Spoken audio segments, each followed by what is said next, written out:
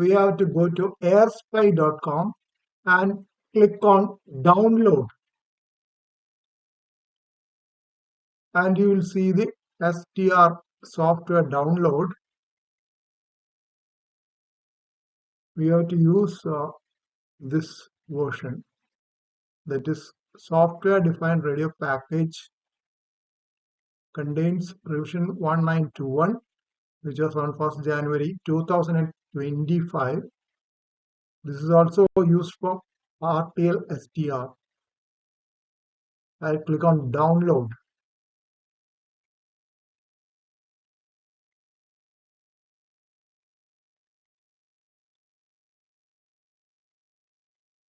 I have transferred the downloaded zip file onto the desktop. Now I have to extract it by right-clicking. Extract all. It's available on the desktop. Double-click on this install-rtlsdr.bat. So Windows protected your PC. The warning has come. It shows don't run, but you have to ignore that and take more info. App install rtlsdr.bat, publisher unknown publisher. You have to choose run anyway. Then only this will run.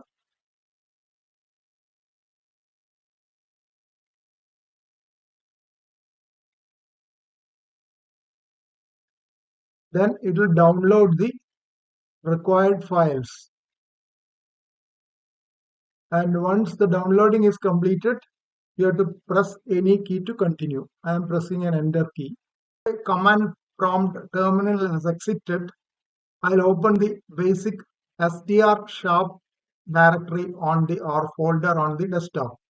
And this is the SDRSharp directory.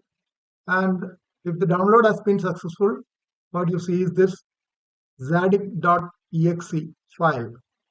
And that should be nearly 5 megabytes. You can see it is 4.91